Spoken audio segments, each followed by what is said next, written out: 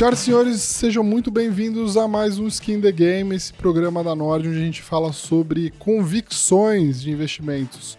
A gente está hoje no 5º programa com um convidado super especial, Felipe Guerra, que é sócio fundador e CIO da Legacy Capital. Tudo bem, Felipe? Tudo bem, obrigado pelo convite, é um prazer participar com vocês aqui. Isso, muito prazer, bom. Muito bom. Estamos aqui também com o Luiz, que é o meu sócio e analista de fundos da Nord, vai me ajudar nas perguntas. Tudo bem, Luiz? E aí, Bré, tudo bem? Acho que hoje vai ser um cara bom, assim, porque a gente brinca que gestor multimercado é quase que um bicho único, né? Porque tem que viver com cada coisa aqui em Brasil, deve ser o cara mais completo global, deve ser o multimercado brasileiro, né? Muito bom.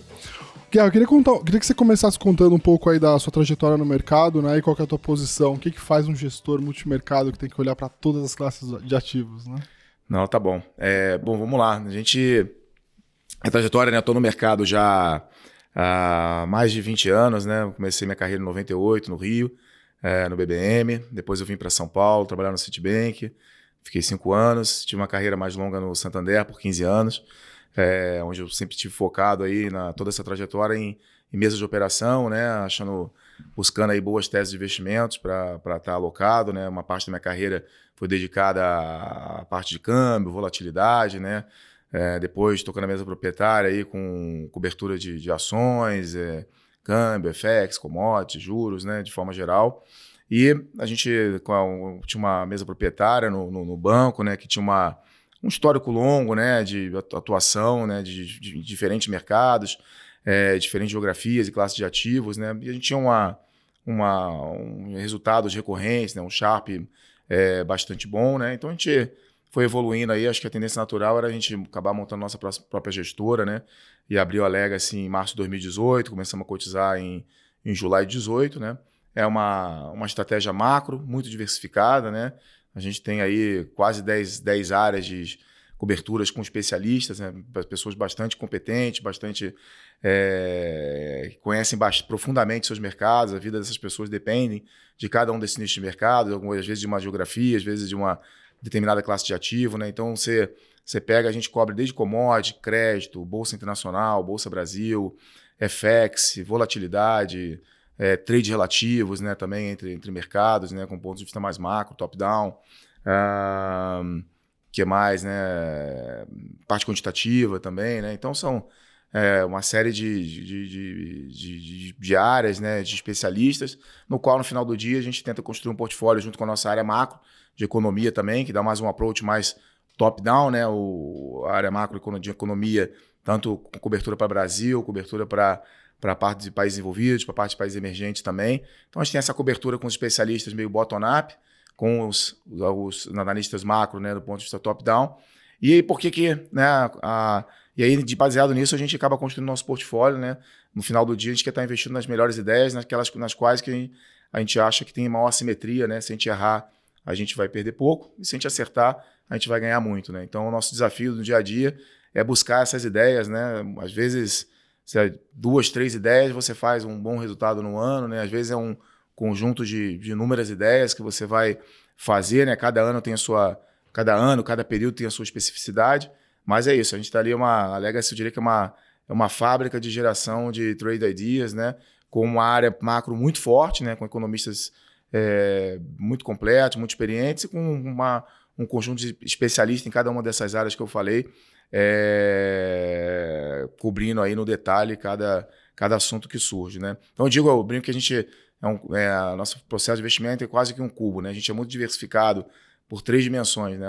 Por classe de ativo, né? Por geografia e também por horizonte de investimento, né? A gente tem estratégias que estão mirando o que vai acontecer com o próximo Banco Central, né? A decisão aqui no Brasil, decisão na África do Sul, no México, nos Estados Unidos, né? Coisas que miram aí um horizonte, às vezes, um pouco mais curto, e tem estratégia, né, como a nossa carteira de ações internacionais, que a gente mira empresas que daqui a 5 anos elas vão ter tanto crescimento de lucro, né, e ganho de mercados e ao longo do tempo que vão nos proporcionar retornos de alfa bastante considerados. Então, essa combinação, né, que faz o multimercado, né, que determina a nossa estratégia. Acho que era até importante a gente falar do que é o produto final disso, né? Hoje são 22 bi na Legacy, né, sob gestão, mais de quase 40 mil cotistas. Para o pessoal que é mais leigo, né, não entende exatamente o porquê ter um fundo multimercado na carteira, qual que é o mandato, né? Qual que é o produto final disso, né? Você olhar todo o mercado, né? Tomar decisões de curto, médio e longo prazo, em geografias e ativos diferentes, mas no final do dia o cotista ele precisa esperar algum tipo de comportamento e resultado, né? Qual que é o mandato no final do dia de entrega, né, pro cotista? Que eu acho que isso é uma coisa legal que às vezes as pessoas não entendem o que é um multimercado, né, como produto final, né? Sim, essa pergunta é muito, muito importante, né? É importante o investidor conhecer, entender como é que funciona o produto, né? Dentro do mandato, né, como a gente comentou, né? A gente tem uma cobertura global, né? Uma especialidade em Brasil também, por estar aqui há muito tempo fazendo Brasil, mas também com uma cobertura geográfica bastante ampla, né? Uma estratégia que ela, no final, diferente de outros produtos, né? Quando você está só comprado em crédito, ou só comprado em ações, ou uma estratégia quantitativa, é uma estratégia que te dá muita flexibilidade. Então a gente fala, né, que a gente não tem dogma nenhum, né? A gente não precisa, a gente só tem o que a gente quer, não o que a gente não quer, né? Muitas vezes você tem lá um produto de crédito, às vezes o crédito vai ser ruim, por alguma determinada razão, ou um produto de ações, as bolsas não vão bem, você está indo em direção a uma recessão, né? E o mandato daquele fundo é ficar comprado. A gente tem uma flexibilidade, se a gente quiser não ter bolsa nenhuma, a gente não tem bolsa nenhuma, não tem crédito nenhum. Que é uma das grandes vantagens, né? A gente pode ficar otimista, a gente pode ficar pessimista, né?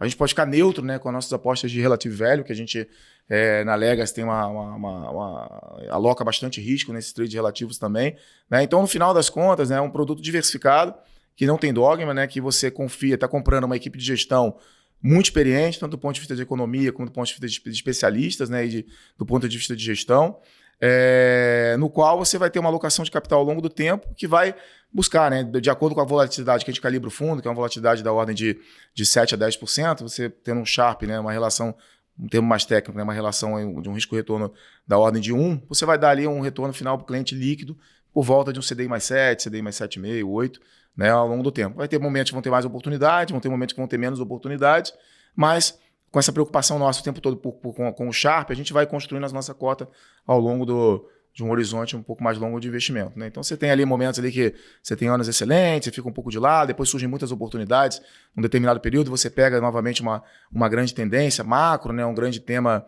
ou um tema específico de algum país que está em alguma crise ou alguma melhora de fundamento, né? Então, é um produto que dá muita flexibilidade e acho que a gente está num momento agora muito bom, né? Porque a gente está num cenário de uma mudança de cenário global muito grande, muito relevante, né? Você tem aí a gente está saindo de um período aí de expansão monetária, creditícia, fiscal no mundo inteiro, um período de contração, né? Isso vai ter uma série de impactos econômicos, então existe essa flexibilidade para você mudar de posição, ter um posicionamento mais diferenciado, né? Olhando para commodities, às vezes, olhando para crédito. Então, cada uma das fases do ciclo requer uma alocação diferente de capital, né? Então, o multimercado ele consegue te entregar isso. Ao longo, o ciclo vai avançando, o ciclo econômico, né? E baseado em ciclos passados que a gente já estuda e acompanha, tenta entender como esse ciclo agora se posiciona relativo a ciclos passados e o que funcionou nos ciclos parecidos no passado. Então, a gente constrói o portfólio com muita flexibilidade, né? No sentido de buscar gerar esse alfa, né? Esse retorno composto. Você está num período de CDI alto, né? Também, que o multimercado ele é um produto CDI Plus, né? Como eu comentei, a expectativa, né? Na média, num horizonte razoável, né? Você buscar esse CDI mais 7, CDI mais 8, né? Então, CDI mais alto, se você tiver o CDI aí de 13, com CDI mais 7, você vai estar tendo ali, na média, nos próximos anos, um retorno aí ao redor de 20%. Né? Então, é mais ou menos o que a gente calibra. O Luiz fez um estudo muito legal a respeito de como você deveria se comportar dentro de um fundo multimercado. Eu queria que você comentasse um pouco isso. O pessoal comenta muito sobre isso, né? Assim, eu entrei no multimercado, quanto tempo eu fico, né? Mínimo, né? Para conseguir ter o resultado, né? E a gente olhando a média da indústria, olhando os peers, né? Começou a perceber que a média jurava em torno de 3 anos, né? Então, se você está investindo no multimercado da Legacy, pelo amor de Deus, não vai achar que você vai ganhar 20% todo ano, né? Mas se você ficar na média de 3 anos, você tende a pelo menos bater o CDI, né? E ter um resultado bastante importante, né? Então, quando a gente olhava, em média, se você olhar 3 anos para frente, 99... Janelas de 3 anos e olhar compor todas elas, você chegava num retorno que todos os multimercados iam bater o CDI, né? Nesse período. Então, a gente tem muito desse lado, né? Assim, acho que o multimercado, que é bem legal disso, é que ele é completo, né? Acho que o gestor de multimercado, ele é o mais completo, acho que tem na indústria, né? Porque ele precisa olhar todos os mercados e saber exatamente onde é que ele vai se posicionar em cada um deles, em cada momento do ciclo, né? E essa flexibilidade que faz o mandato, acho que ser ser tão legal, né? São tão diferentes também, né? O Guerra, a Legacy costuma publicar bastante coisa a respeito de expectativa para PIB, Selic, câmbio, enfim. Você comentou aí a expectativa de a gente ter um CDI mais alto para os próximos tempos, né? O que você imagina que a gente pode ter de ciclo de aumento de Selic? Quando que a Selic começa a cair? Qual que é a expectativa de vocês em relação a isso? Especificamente falando de Brasil, né? Eu acho que o Banco Central ele comunicou muito claramente que ele está muito próximo do final do ciclo, né? Então a gente está aí fine tuning, né? Tentando, vai ser 12,75 ou 13,25, né?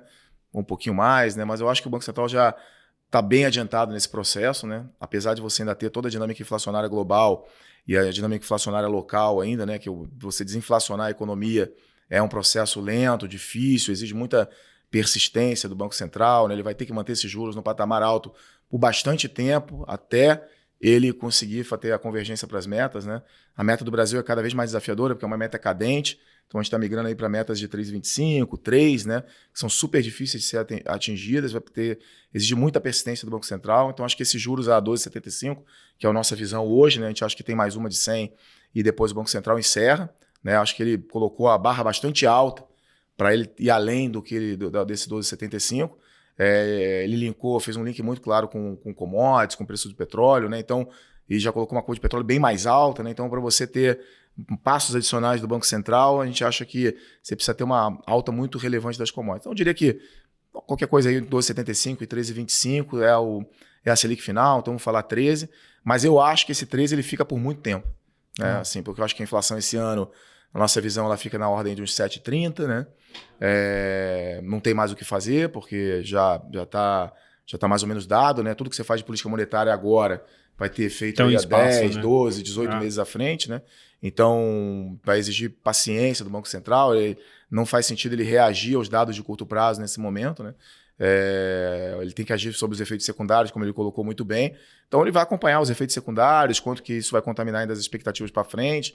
E eu acho que isso vai levar com que os juros fiquem altos por muito tempo, porque a gente tem 7,30 para esse ano, provavelmente ano que vem a gente vai estar com uma inflação aí muito próxima a 5%, né? A gente sabe que o processo desinflacionário ele é longo, se você olhar outros períodos de inflação que foram muito altos no passado, né? Você vê, a gente teve inflação de 10, agora vai ser 7, Sem depois ancorar 5, também, depois né? você vai migrar para inflação de 4. Então, esse processo é um processo lento que exige muita persistência. Então, o nosso qual é esse? É uma inflação ainda alta, persistente, né? Ainda com desafios globais enormes, né? A inflação no mundo está muito alta, o Brasil não está muito diferente de como estão os países desenvolvidos também, né? Só que a gente está muito mais adiantado no ciclo nesse momento. Acho que a gente fez um ajuste aqui rápido, né? Subimos quase mais de 10% a Selic, né? Numa janela bastante curta, e tem uma série de efeitos secundários, né? Desse aumento de juros para ser sentido na economia. E hoje a gente tem muito menos subsídio do governo, né? Parafiscal, BNDES. Então, o impacto da alta de juros ainda vai ser sentido na economia. Então, nesse sentido, você falando de previsões, a gente acha que a gente estava até mais negativo para o PIB desse ano, o Paulo Guedes estava certo, a gente teve que rever para cima aí bastante. A gente chegou a trabalhar com -0,5, fomos para 0, estamos com mais 0,8 agora para esse ano. Mas a gente acha que o segundo semestre você vai começar a sentir o efeito forte, né, dessa questão dos juros mais altos, vai bater no top line das empresas, no bottom line das empresas, né? No resultado, as famílias estão bastante endividadas, comprometimento de renda bastante alto. Então a gente vê uma probabilidade muito alta da gente ter uma recessão no final do ano, no último trimestre e ao longo do ano que vem, né? Então a gente vai voltar para aquele cenário de -0,5, né? -1, eventualmente essa discussão mais à frente. Então nosso PIB é 0,8 com o -0,5 para o ano que vem. Mas aí o Banco Central é o juiz dessa bola, né? Você conhece bem esse negócio. Ele que define ali. Mas você acha que esse 12,35 é suficiente para conseguir fazer essa convergência? E aí, eu poderia subir mais agora e depois, eventualmente, fazer um ciclo de corte mais lá na frente? Ou não? É melhor subir 12,35 e segurar? Como é que você tem? Eu diria assim, se você pegar, né, inflação média desse ano, a gente falou 7%, ano que vem 5%. Inflação é 6%, a gente vai estar com juro a 13%. 13 menos 6, 7%, né? Então, o juro real de 7%. Pô, juro real de 7% é juro real pra caramba, né? Isso vai... Não tem lugar nenhum do mundo, né? As famílias estão com a renda comprometida, né? Estão endividadas. As empresas, se também tomam dinheiro no CDI também, vão sentir diretamente nos resultados, né? Então, acho que é um juro real muito alto. Então, eu acho que é um juro real que tem tudo para você fazer a convergência de inflação. Eu acho que se o Banco Central for muito mais além do 12,75, ele vai cometer um erro, porque ele vai estar com juro real aí quase que impossível, né, da economia se sustentar com juro real acima disso. Então, acho que o juro real que é suficiente para você ancorar, só que vai exigir muita paciência. Essa inflação ela só vai voltar para a meta daqui 2, 3 anos. Esse é o nosso call, assim, mas subir muito os juros agora além, para você provocar uma recessão enorme, eu acho que tem que ser avaliado o custo-benefício disso, né? Acho que não faz sentido. É melhor você esperar e ter uma convergência em 2 anos à frente do que buscar uma convergência imediata que você vai provocar o colapso da economia. Até aproveitando aí um cara que operou moedas a vida inteira, né? Assim, o dólar secou bastante, né? Reduziu ali dos 5,70 para 4,90, né? Acho que é fruto também desse aumento de juro, né? Muito expressivo, né? O carry, né? Ficou muito atrativo, né? E desses 4,90, você compra pro final do ano, não compra? Assim, a nossa visão do real é a seguinte, né? Você tem que olhar o macro, né? A gente gosta de operar o macro. Acho que a gente gosta do real desde que ele esteja combinado com uma outra posição pessimista de Brasil, né? A gente só ficar comprado em real e que é uma posição otimista, a gente não acha que o cenário do Brasil é um cenário otimista por algumas razões. Por que a gente acha que o real é bom? E depois eu falo porque a gente acha que o cenário do Brasil não é um cenário para estar otimista, né? O real é bom porque no cenário de juros altos e commodities valorizando, né? O Brasil é exportador de commodities, né? E os juros altos atrai o carry. Então acho que o real ele está colhendo um benefício no curto prazo, né? Desses juros mais altos, que vai ficar alto por bastante tempo, então ele vai continuar atraindo capital especulativo para ganhar esse carry, né? Essa Selic de 13% no curto prazo. Que não tem né? lugar nenhum no mundo, né? Também. Que não tem lugar nenhum no mundo por enquanto. Potencialmente vai ter, né? Você tem na Rússia hoje em dia, mas não está muito investível, né? Tem na Argentina também, talvez. Na Argentina também, na Turquia, né? Mas são lugares mais difíceis de se investir nesse momento. Então o real está colhendo os frutos, né? De uma alta de commodities, um ciclo de alta de commodities, né? De um aperto na oferta, né? Um aumento de demanda com a reabertura das economias, né? Então o Brasil tende a se beneficiar disso no curto prazo, né? Isso tem impactos fiscais, né? Ajuda a melhorar o fiscal, ajuda a melhorar o PIB, né? Então dá uma perspectiva de curto prazo um pouco melhor, né? A gente costuma falar que o Brasil no final é uma grande fazenda mal administrada, né? Então, se as commodities estão muito altas, você mesmo tendo roubo, tendo desvio, tendo más políticas, o negócio sobrevive. O problema é que a gente não faz nenhuma economia quando está tudo bem. Então, na hora que os preços das commodities caírem, você vai ser uma fazenda mal administrada com o preço das commodities caindo. Aí a gente vai de novo para aquela rodada de crise que a gente sempre viveu no passado, né? Então, acho que é mais ou menos como a gente vê. Então, por que a gente não está otimista, né, com o Brasil, assim, de ficar comprado em real seco? Né? A gente gosta de comprar o real e vender a bolsa, comprar o real e tomar o pré-longo, comprar o real, fazer steepening na curva. Sempre combinado, né? Sempre combinado com uma posição mais negativa, para a gente ficar mais equilibrado, porque a gente acha que o cenário é um cenário perigoso, tanto do ponto de vista global, né, que a gente pode falar um pouquinho depois, mas como do ponto de vista local, também é um cenário muito desafiador. O país qual que é a nossa maior preocupação com o país? Né? O país tem uma dívida gigante, né? Está pagando o juro real, como a gente comentou aqui, de 7%. Então a dívida vai subir muito rápido, né? E o país não cresce, né? O país tem uma dificuldade enorme de crescer. A gente está falando aqui que esse ano é mais 0,8, ano que vem menos 0,8. Se você pegar os últimos 20 anos, a gente não cresceu nada, né? Na média, o crescimento do Brasil é meio. Né? Então o país não cresce, tem uma dívida enorme. Então, e a dívida PIB então, vai subir muito. Então a dúvida não é quando, né? Se vai ou se não vai, é mais quando, né? Que a dívida PIB vai bater 100%. E ela vai meio rápido. Né? Então a gente acha os juros longos no Brasil uma aposta muito ruim, ainda mais assim com a curva invertida, né? Você fazer uma aposta no Brasil otimista, com essa conjuntura que a gente está discutindo, no qual você tem um carry negativo, você paga para estar otimista, a gente acha um negócio assim, né? Realmente muito errado, né? Então os estrangeiros vêm, né? Que é uma perspectiva de corte de juros e lá na frente, uma visão mais longa, etc. Mas a gente acha que isso é uma oportunidade de você combinar, né? Você combina uma posição que tem carrego vai ter carrego positivo, né? Se você ficar tomado nos juros longos, com uma posição que vai ter carrego positivo também, vai ficar comprado na moeda, né? Então, você comprar a moeda, tomar os juros longos, acho que é uma coisa que faz sentido. Você também vender a bolsa e vender um dólar, como a gente tem colocado nas nossas últimas cartas, né? A gente está até menor agora um pouco nessa posição, mas é uma posição que a gente gosta muito. A gente acha que a bolsa não tem por que subir tanto, né? Ela está subindo aí por uma alocação em busca de commodities, algo meio temporário, mas você ficar comprado em bolsa também custa, você abre mão do CDI, né? E você ficar comprado no real, você ganha o CDI. Então, quando você vende a bolsa, vende o dólar, você tem double carry, né? Você tem carry nas duas pontas. Então, é meio que tentar buscar apostas em Brasil que você tem o carrego a seu favor, né? E você não tem uma visão... Você não é obrigado a estar otimista. Né? Não vou nem dizer que a gente está pessimista. A gente acha até que estamos num momento de curto prazo, que é um momento que está mais favorável para o Brasil. Porque, como eu falei, é uma fazenda né? Uma fazenda. Então, no final, se as commodities estão muito altas, ela vai arrecadar, vai ter uma melhora fiscal, vai ter uma percepção de curto prazo que não vai ter problema com a dívida, que a dívida é pagável, etc. Mas a gente sabe que o preço das commodities eles não vão ficar alto para sempre. Não, aí a gente pode fazer o link para o cenário externo. A gente vê uma recessão adiante vindo, né? A nossa dúvida é se ela vem no final desse ano ou meados do ano que vem. Quando vier essa recessão, o preço do commodity vai cair. E aí você vai ter a dívida enorme, PIB, recessão aqui no Brasil também, né? Então você vai ter uma dinâmica, uma dívida muito alta, né? Com uma conjuntura... e um novo presidente que a gente não sabe o que vem pela frente, né? Que, na verdade, a primeira decisão vai ser qual que é o novo regime fiscal que nós vamos atuar no país nos próximos 4 anos, né? Isso define tudo também, né? Sim, e aí... Né, o que a gente sabe é que o teto é muito apertado, né, já vem, né, tá ali tem sido bastante difícil a gestão do teto, já tentando fazer os puxadinhos, né, as PECs e coisas por fora, etc. Né, e tem um dos candidatos que deseja acabar com o teto. Então, assim, a gente tem pouca visibilidade qual é o regime fiscal que vai vigorar no Brasil no ano que vem. Então, soma tudo isso, mais o que a gente já conversou, né? Então, a gente tem dificuldade de achar que o cenário de médio prazo é um cenário favorável, mas entende que o curto prazo ele é um pouco mais positivo. Não sei não, Bre, mas eu acho que o Guerra, o ativo que ele gosta mesmo é CDI, né? Não sei se você percebeu ali, mas acho que o ativo é CDI, né? A gente fala isso, né? Assim, hoje você está sendo... O fundo multimercado ele tem a flexibilidade, às vezes, de estar com mais risco na carteira, né? Com mais exposição a vários ativos, ou ficar mais leve, né? Que é tomar posições menores e tal. Hoje em dia, tanto um fundo quanto a pessoa física, ele é muito bem remunerado para não tomar grandes riscos direcionais, dado que você tem aí um CDI bastante alto e dado a tua visão, ele deve continuar alto durante algum tempo, né? A Legacy está mais leve agora, vai passar esse ano mais leve ou não, assim, do ponto de vista de orçamento de risco? Não, pelo contrário, né? A gente está aí acelerando, a gente acha que tem muita oportunidade macro para gerar alfa para o fundo, né? A gente...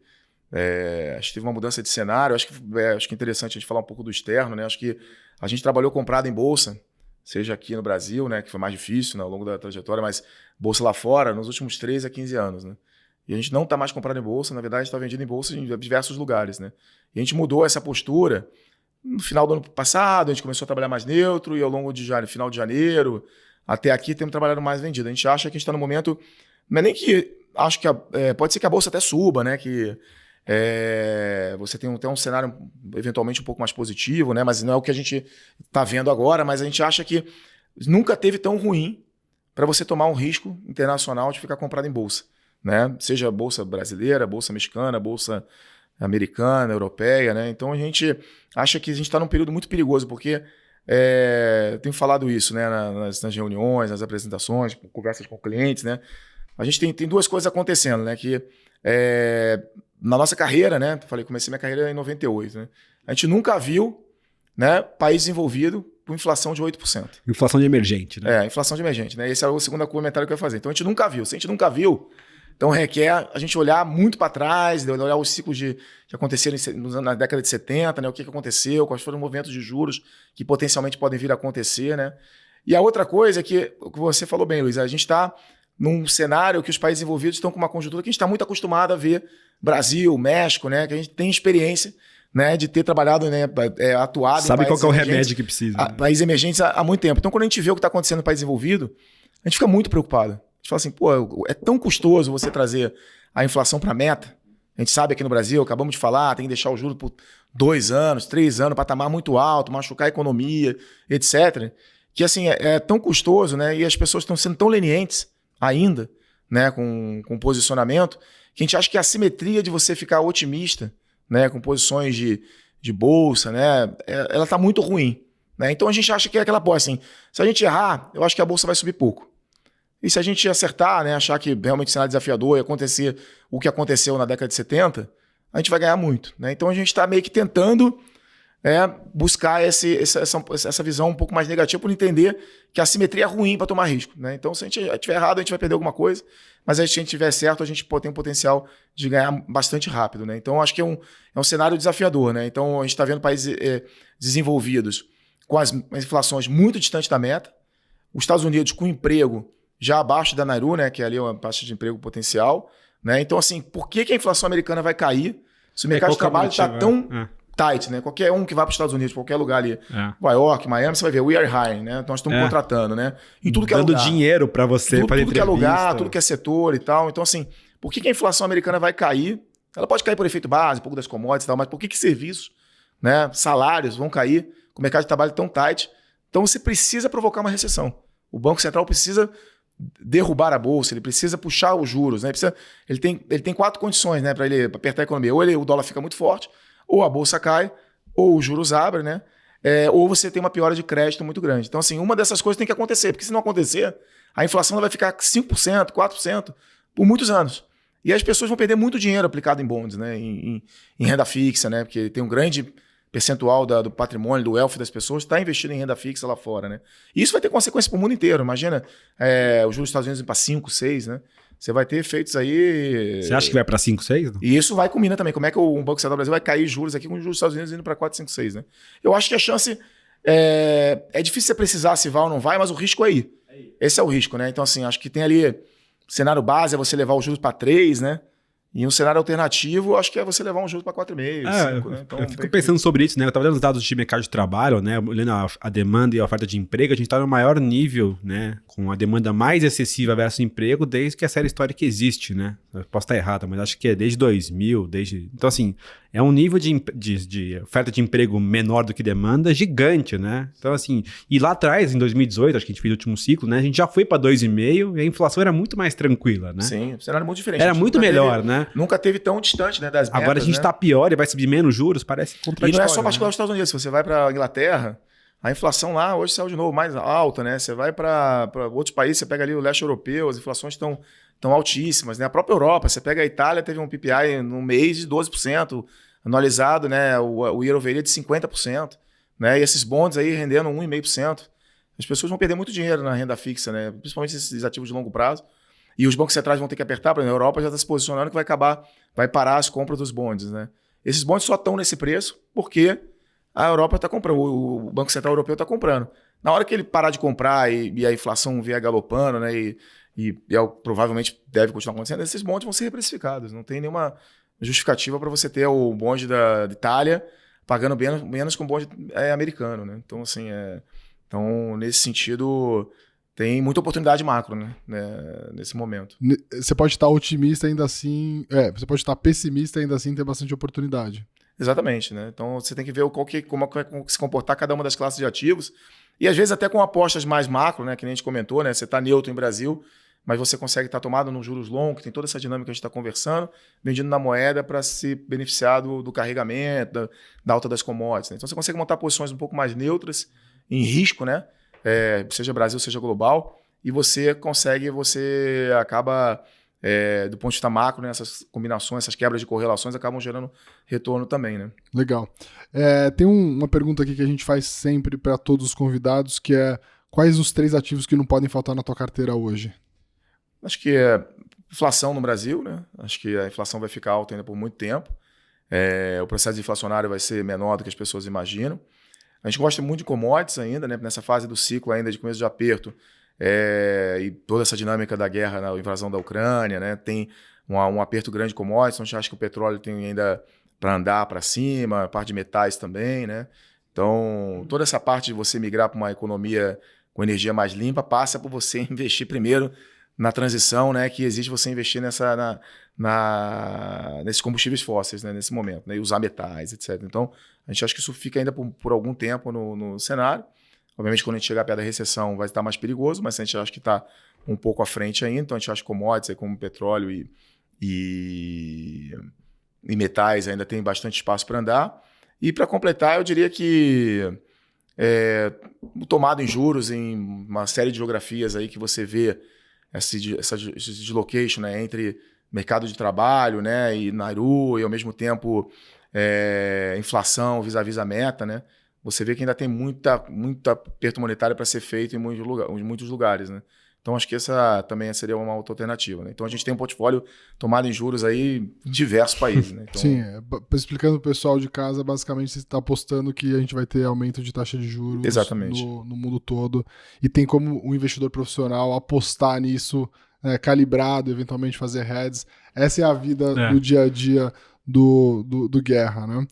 Acho que era até legal você contar um pouco como que é teu dia a dia, né? Olhar todas essas geografias, olhar todas essas classes de ativos, né? Explicar um pouquinho pro pessoal como é que funciona a gestão no dia a dia de um fundo multimercado. Até complementando, como separar ruído do sinal, né? Que é um ponto que eu acho que também é relevante, né? Você recebe informação e notícia e coisa do mundo inteiro o tempo todo, né?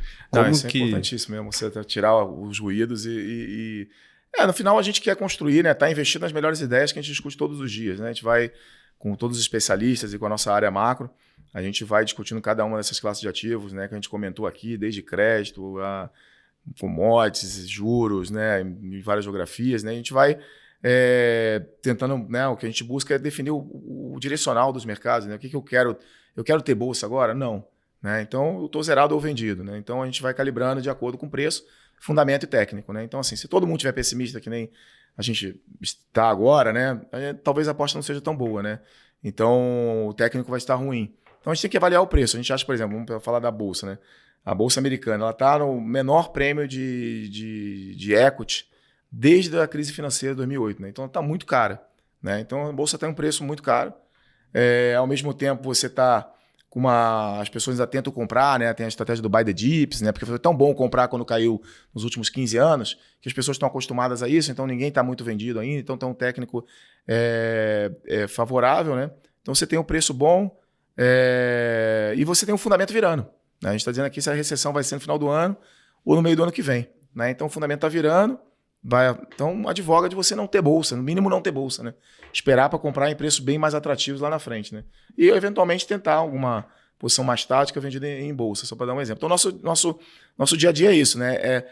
Entender, né, quais são as nossas melhores ideias nessas classes de ativos e geografias que a gente se propõe a cobrir e ao mesmo tempo fazer essa avaliação diária, né? Semanal, né? De posicionamento, como é que o mercado está posicionado. Né? Tudo que a gente quer é comprar uma coisa que ninguém gosta, barata, né? Que tem um fundamento melhorando. Sim. Ou então vender uma coisa muito cara, que todo mundo gosta e que o fundamento está piorando. Né? Então a gente tem que buscar essas ideias aí no dia a dia. Né? Então, muito bom. Eu queria fazer uma pergunta antes, e depois o Luiz vai fazer o nosso quadro famoso aqui, que é do 3 gols em 3 minutos. Maravilhoso. Né? O melhor quadro que existe. Vamos ver se depois o Guerra fala se ele gosta de futebol ou não, mas... Gosto, não adianta, gosto bastante. Tem cara de flamenguista esse aqui. Você acertou. Aí, ó, viu? A gente fala muito com pessoa física, né? E a gente vê às vezes que a pessoa física fica muito vidrada em acompanhar as posições, acompanhar o mercado, entrar no home brokers 5, 6, 7 vezes por dia, né? Quanto tempo um gestor profissional, que nem você, que administra faz gestão de 22 bilhões de reais, tem quase 40 mil cotistas, passa de frente para uma tela durante um dia na média, assim? Comprando e vendendo. Quanto tempo a gente passa? Nossa, agora com home office você tem escritório em todo que é lugar, né? Você tem escritório em casa, você tem escritório na sua casa de veranês, tem escritório no próprio escritório, né? Então, como a gente cobre diversas geografias, é intenso, né? Então a gente não tem horário, na verdade, né? Quase que quando você está acordado, você está ou com o celular na mão, fazendo uma cobertura, ou você está na mesa discutindo com a equipe, né? Com os economistas e com os traders, ou você está em casa de frente para a Bloomberg, né? Então o negócio realmente é bastante intenso e diário, né? Acho que você só desliga mesmo parcialmente no fim de semana. Mas não é tudo o tempo todo operando, né? Que às vezes o pessoal tem essa percepção, esse né? é um bom ponto, mas existe um acompanhamento contínuo, na verdade, né? Das ideias que a gente está investido, né? Um cuidado e um monitoramento contínuo, mas a gente sempre tem uma busca, né? A maior parte das estratégias, elas têm um horizonte ali de trabalhar o cenário, né? Qual que é o cenário, né, que a gente vai operar nos próximos 9, 12, 18 meses, né, definir o pé dos mercados, né, ali, eu quero estar, como eu estava comentando, não quero estar comprado em bolsa agora, eu quero estar tomado em juros agora, aí você define, quero estar comprado ou não quero estar comprado em dólar no global, quero ter crédito ou não quero ter crédito, né, eu quero ter commodities, quero estar comprado em petróleo ou não quero estar comprado em petróleo, então a gente define o pé dos mercados para o horizonte que a gente está imaginando, né, e aí vamos trabalhando o size, né, o tamanho das posições, né, de acordo com as oportunidades, com a volatilidade, muitas vezes tentar jogar com a volatilidade a nosso favor, né? Nem sempre é possível, mas às vezes, se você tem um cenário bem delineado no qual você confia e o mercado ele tem um movimento brusco contra, né? Te dá, às vezes, a oportunidade de você montar posições, né? Por exemplo, Teve o Omicron, né? Já era a terceira, a quarta onda de Covid, né? Então você teve aquela queda enorme do petróleo, né? De 25% em 3 dias ali no final de novembro, comecinho de dezembro, né? A gente já estava até comprado, mas a gente tinha tanta confiança de que o mercado estava tight, né? Que já é mais uma onda, a gente sabe como é que é o comportamento desse negócio, qual que é o way out dessas ondas de Covid, né? Como é que a coisa funciona, qual que é o time, né? Então que a gente teve confiança de manter as posições e aumentar as posições naquele momento de dificuldade, né? Tem muito de monitoramento também, né? Monitoramento, exatamente. Então é tentar usar a volatilidade a nosso favor, dado a confiança no cenário, né? E reavaliar sempre, continuamente, se o nosso cenário está certo ou não está certo, né? Sim. Assim, mas o ponto é que as posições estão montadas e elas têm stops bem definidos, então o Guerra consegue ficar aqui com a gente no podcast de 1 hora sem precisar olhar nenhuma cotação. A Legacy, ela tem a Legacy não é só o Guerra, ela tem uma equipe com 50 pessoas, né? 35 pessoas comigo na gestão. E lá estão todos monitorando, o pessoal acha que é todas as posições que a gente tem no momento. O pessoal acha que é meio lobo de Wall Street, né? Que o Guerra tá o dia inteiro lá, assim, né? Não, a gente tem uma equipe grande. Luiz, vamos lá. Vamos lá. Guerra, você é um cara de futebol, né? Você é meio boleiro igual o Breia ou não? Não, eu não sou muito de jogar, mas eu acompanho bastante. A gente tem um quadro que chama 3 gols em 3 minutos, pra você falar 3 chutes no ângulo assim, na sua carreira, coisas que você acertou muito, foram muito bem. E 3 coisas que você fala assim, putz, isso foi uma cagada violenta, errei muito feio, chutei muito fora, mas assim, tirei esses aprendizados. E pode ser da sua carreira, enfim, de partes da tua carreira. Pode ser no começo, pode ser agora. Dei um chute na lua quando eu era moleque, tinha começado a minha carreira com 25 anos e tava lá com 25 anos e comprei ações de Globocabo. Opção de Globocabo. O Alfredo veio aqui falar também que teve um trecho do dedo gordo no meio do caminho, então você pode ir também. Não, então, a gente... episódios assim que a gente acertou bem, né? Tentar focar aqui um pouco na... Tiveram alguns já na Legacy, inclusive, né? Você pegar... Acho que a gente se posicionou como gestor ali no pós-eleição bastante forte, né? Que o Brasil tinha uma mudança ali, né? Já vinha numa mudança ali com o governo Temer e teria uma continuidade, né? De políticas na direção correta ali com o Paulo Guedes.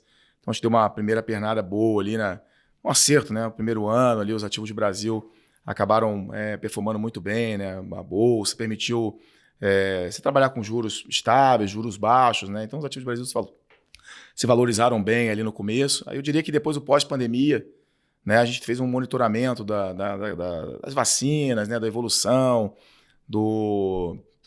da distribuição geográfica da doença, das ondas, né? Os time, né?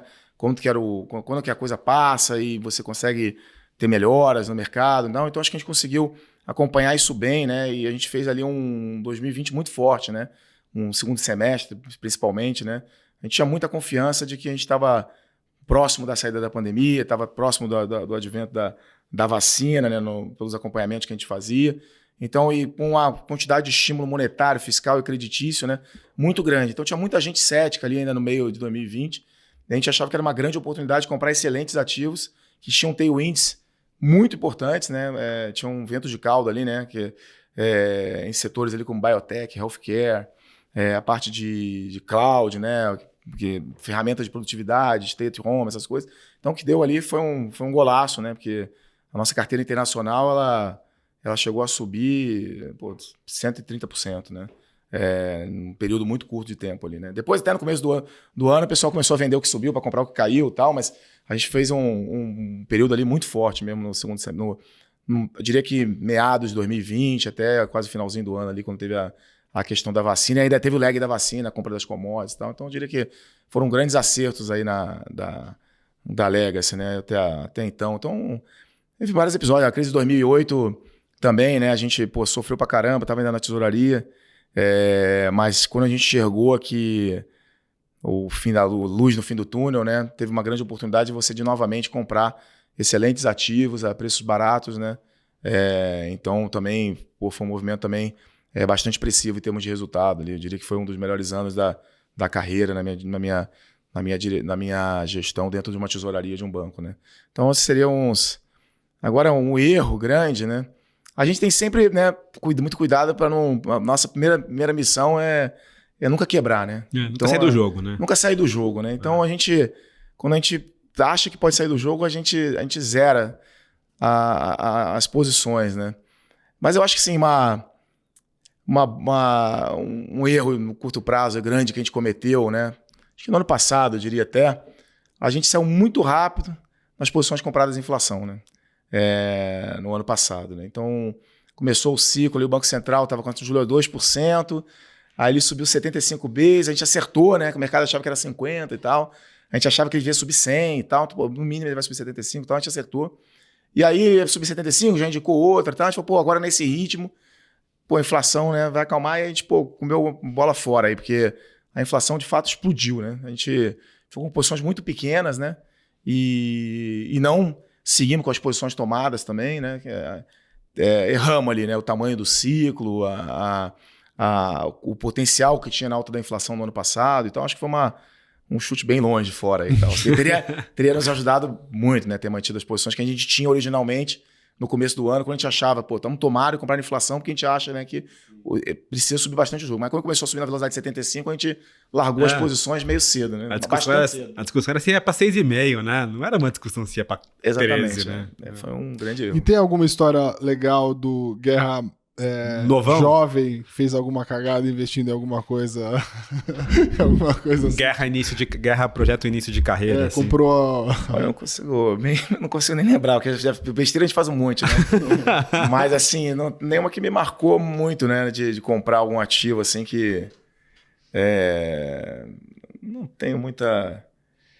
Eu já fiz algum, né? Já teve algumas coisas assim, você comprar crédito lá fora e você tem uma empresa. Aí, pô, coisa linkada com o Odebrecht, aí veio Lava Jato, mas assim, um negócio totalmente fora do radar, né? Então, acontece, né? Essas coisas, quem tá no jogo, né, e tá investido, né, sempre pode dar errado, né? Então, às vezes você pegar um IPO, né, e o IPO não sair como você imaginaria, né? Você tem uma formação distorcida pela empresa e pelo banco na hora de lançar algum produto, né? Então, o mercado tem muitas pegadinhas, né? Sim. Então você tem que... Essa é uma boa pergunta, um bom gancho, assim. A Legacy chega a entrar em algum tipo de IPO? Já entrou em algum? Já entramos em vários, né? Obviamente, ano passado a gente entrou fomos cautelosos, né? Não entrar em todos, naquela febre e tudo. Mas teve uns que a gente entrou que foram muito bem, como Intelbras, né? A posição que a gente tem até hoje, a gente gosta. Não é uma posição tão grande, mas é uma posição que a gente acha que num setor aí que tem uma vantagem competitiva muito grande em termos de distribuição, o país inteiro, né? Consegue entregar, vender, algo muito difícil você, um concorrente, conseguir, né? E ainda está num setor aí de energia solar, né? Que é um negócio que nem começou ainda, né? Que ainda o Brasil tem muito potencial para isso. Então, e teve outros que deram errado, né? Alguns deram errado, né? Que você entrou e valuation estava esticado, né? E o mercado, algumas empresas decepcionaram na entrega, né? E tiveram algumas, mas a gente foi cauteloso, acho que não entramos em tantos IPOs e sempre com um tamanho menor, né? A gente gosta de entrar, quando a gente gosta da história, colocar uma primeira tranche, aí ver se a empresa entrega 2, 3, 4 trimestres, né? Aí você fala, pô, realmente estava certo, eu vou aumentar as posições, né? Mas é um negócio muito curioso, né? Uma vez eu fui ver isso também, assim, se você perde 3, 4 trimestres de uma ação que fez IPO, uma Localiza, por exemplo, que multiplicou por, sei lá, 50 vezes, não vai ser os primeiros 3 trimestres que vão te deixar sem dinheiro, né? Assim, você vai ter perdido 20, 30, 40, 50%, mas você vai pegar uma multiplicação de 50 vezes, né? Sim. Vai ser, né? Às vezes você ter a paciência de esperar, né, de analisar o negócio. Uns 2, 3 trimestres para ver se a empresa entregou tudo aquilo que estava no prospecto. O prospecto sempre... ele vem mais exagerado no sentido para tentar tirar um preço maior do mercado, né? Aqui tem essa cultura no Brasil, né? O empresário ele quer vender no preço mais alto possível, né? O banco ajuda ele a esticar o máximo porque tem um comissionamento em cima daquele valor que vai ser colocado no mercado. Então tem um desalinhamento de interesse um pouco do lado de quem faz a oferta, de quem é o empreendedor, né? Que está ofertando, e o mercado. Então você acaba tendo essas surpresas, né? O mercado deveria exigir prêmios maiores. Só que quando a gente está num ambiente de juros muito baixo, o mercado está trabalhando com muito pouco prêmio, né? Então, acho que é sempre recomendável, né, você buscar entrar em coisas que tenham valuation a seu favor, né, com prêmio. E para você aumentar essa posição, você aumentar depois de 2 a 3 trimestres, se a empresa entregou aquilo que ela prometeu, né? Acho que um ano ali você já consegue ter uma visão de se aquele case era verdade, ou se tem coisa que você não estava mapeado, né? Enfim. Então, eu acho que é uma lição aí para as pessoas para frente. Enquanto a gente estava conversando aqui, recebi um aviso do broadcast que a Bolsa bateu 118 mil pontos e o dólar tá 4,85. Certeza que o Guerra tá querendo vender aqui já um pouco mais. Aqui, assim, o Guerra acha que o Bolsa subiu muito rápido e você tem um carry ruim aí para a Bolsa daqui para frente. Então, você tá nesse nível, você é vendedor de Bolsa. Eu sou, porque eu acho que o crescimento vai ser muito baixo, né, à frente. Acho que no curto prazo você ainda tem a dinâmica das commodities e você tem ainda um pouco de dados melhores no Brasil, aí dá essa sensação, ok. Acho que no curto prazo quem olha a curto prazo, acho que vai comprar aí, vai dar tudo certo. Mas quem olha mais médio e longo prazo, eu acho que você vai ter um problema desses juros altos, né? Você vai acabar contaminando a parte financeira das empresas, né? A inflação vai comer margem das empresas também. Tem muitos setores trabalhando com margem já muito apertada, né? A alta das commodities vai pegar em cheio aí, né? Quem compra commodities para industrializar e vender, né? Acho que é um cenário muito desafiador. Você vai ter demanda menor e margem menor, né? Então, e custo financeiro alto. A combinação disso, para mim, não é um fundamento bom, né? Então, obviamente, vai ter cases interessantes, né? Ativos de commodities que estão baratos, né? Que tem Petrobras. Petrobras é uma ação que está super barata, né? Mas tem todo dia você tem news flow, que vai demitir o presidente, que vai mudar a política de preço. Então, para comprar uma coisa barata aqui no Brasil, que tem valor, você tem que estar disposto a correr o risco de político, né? Então, no Brasil ainda tem mais essa, né? Diferente lá fora, que você consegue comprar um conjunto de ações e se preocupar pouco com o que vai acontecer com a eleição, aqui a gente tem que ter ainda a preocupação política, né? Porque você tem interferência no setor, você tem mudança de governo, mudança de política fiscal. Então, como você comentou, Localiza. Localiza a gente acha que é uma empresa fantástica, né? Empresa que a gente sempre teve na Alex desde o começo, continua tendo. Mas é uma empresa que você pode acertar tudo na Localiza, né? Ela vai crescer, vai ganhar mercado, fez a fusão com a Unidas, tem o maior estoque de carro usado do país, o carro usado está na Lua, né? Então tem ali um valor financeiro enorme, um resultado enorme, mas você está no Brasil.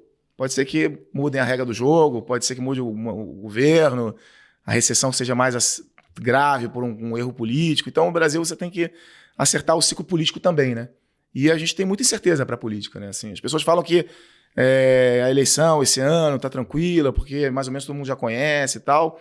Mas eu acho que, independente se é o Bolsonaro ou se é o Lula, a gente vai ter um país que cresce muito pouco, com uma dívida enorme. Um juro muito alto. Um juro muito alto, né? Então, você tem um juro alto, né? Então como é que ficou a dívida PIB, né? Você tem um PIB pequeno, né? A dívida crescendo, a dívida PIB explode, né?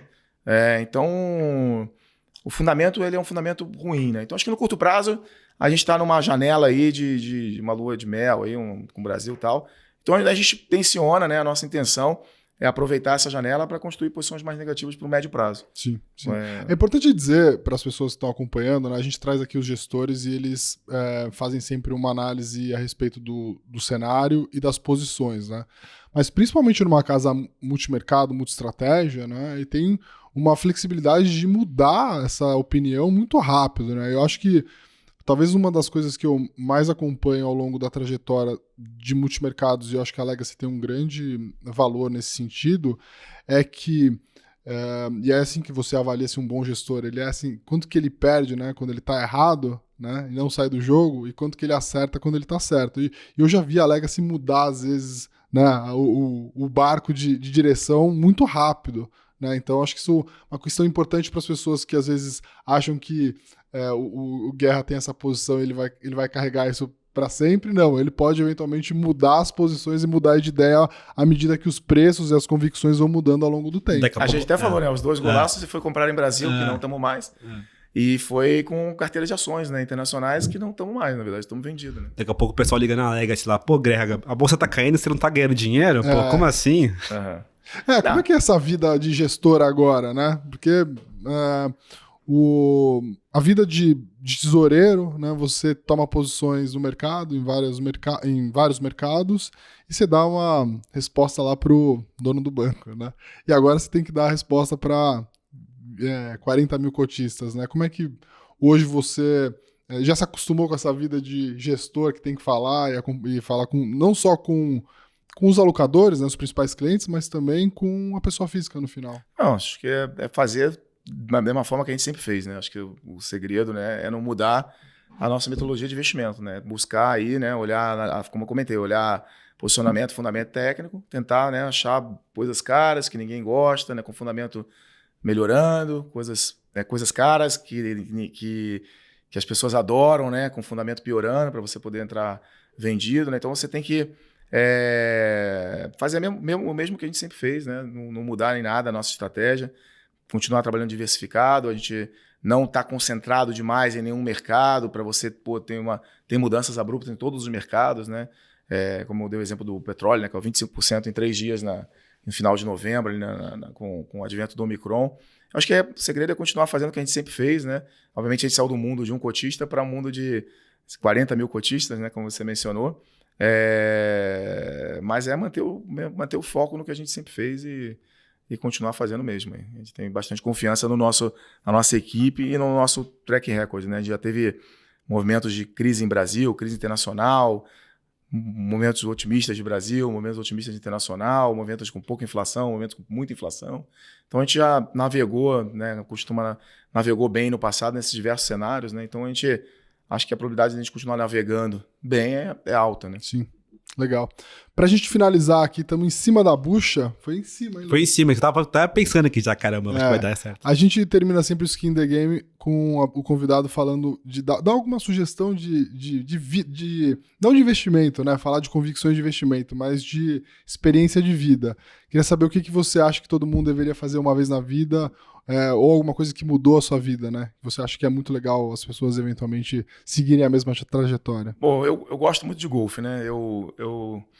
Quando eu já estou jogando golfe, acho que há uns 8 anos, eu acho que é algo que você consegue buscar apesar de ser algo que depende só de você, né? Um jogo que depende de você treinar e se esforçar, ir atrás, né? E conseguir fazer um bom jogo, né? Mas é algo que quando você já está em autopilot, né? Já está jogando já normalmente, então é algo que relaxa bastante. Você consegue, durante um jogo, a sua concentração, tudo que você tem que fazer, etc., você acaba esquecendo um pouco as coisas do dia a dia, então você acaba tendo um momento de relaxamento importante, né? Para encarar todo esse cenário que a gente discutiu aqui. Então, é uma coisa que eu recomendaria, que é algo que depende de você, né? Que você se autoprovar para você mesmo, né? Que você consegue jogar bem esse jogo, consegue evoluir, né? E ao mesmo tempo ele te dá uma proporção aí ele pode te dar tanto a questão do relaxamento e a questão da competição, né? Então, concentração, relaxamento. Tal. Foco importante também, para né? Durante essa semana e durante as discussões estar com a cabeça boa para tomar boas decisões de investimento. Exatamente. Né? Guerra Tiger Woods. Próxima. Muito bom. Legal, Guerra, queria te agradecer muito pela presença, sempre uma aula, entender um pouco da visão da Legacy e também da tua visão em relação às classes de ativos. Muito legal que quando a gente traz um gestor multimercado, a gente discute um pouco de tudo. De tudo, de política, juros, eu falo, cara, câmbio. é o cara mais completo no mercado, é o multimercado brasileiro, cara. O cara que viu de tudo na vida.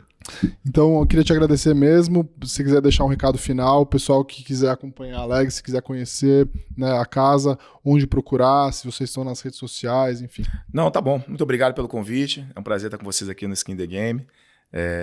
Primeira vez, espero vir outras vezes mais para frente para fazer uma atualização.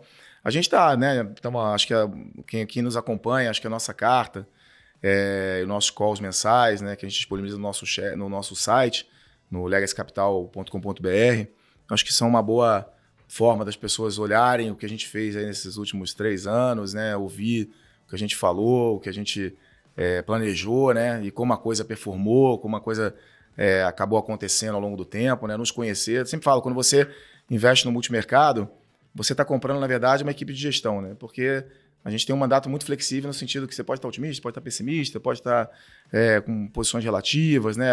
Atuando em geografias diversas, né? Então, o importante é você comprar a equipe de gestão, saber lá, né? Que você tem a equipe, tem bons economistas, tem bons traders, um bom gestor, né? Tem uma parte de bons controles de risco. Então, acho que quando você compra a gestora, você investe na gestora, você compra o time de gestão. Né? Então, acho que quando o nosso site ele acho que dá a oportunidade de você acompanhar um pouco dessas cartas, como é que o mercado evoluiu, como é que foi os momentos, né, que ganhamos mais dinheiro, os momentos que ficamos de lado, os desafios, né, da gestão. Acho que tem bastante histórico ali para para nos conhecer um pouco mais. Legal. Obrigado, Show. valeu, Luiz. Até a prazer. próxima semana, no próximo Skin in the Game. Um abraço.